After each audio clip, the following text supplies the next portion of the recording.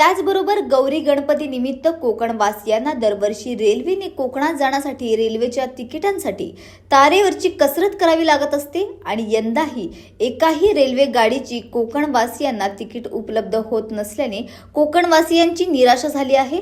कोकणवासियांसाठी विशेष आरक्षित आणि अनारक्षित गाड्या सोडाव्यात अशी मागणी विभागीय रेल्वे व्यवस्थापकांकडे केली जात आहे, असं वक्तव्यही राजू पाटील यांनी केले। खरं तर दरवर्षी कोकणात जाणारे जे चाकरमानी असतात गणेशोत्सवामध्ये त्यांच्यासाठी ज्या ट्रेन सोडलेल्या असतात त्यांच्या आरक्षणाचा दरवर्षी गोंधळ होतो। गेल्या वर्षी तुम्ही बघितलं असेल की आरक्षण ओपन केल्याबरोबर 5 मिनिटामध्ये सगळं आरक्षण पूर्ण होऊन जातं।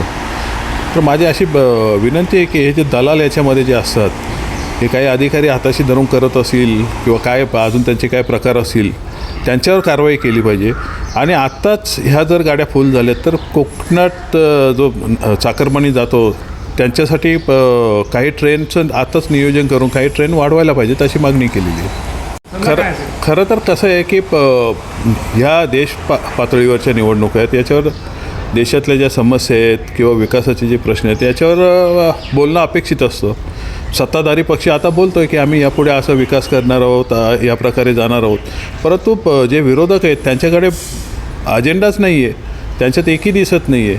त्यामुळे मुद्दे नसलेले हे विरोधी पक्ष जे निवडणुका लढायला चाललेले आहेत ते असं कुठेतरी कमरेखाली वार करतायत सध्या।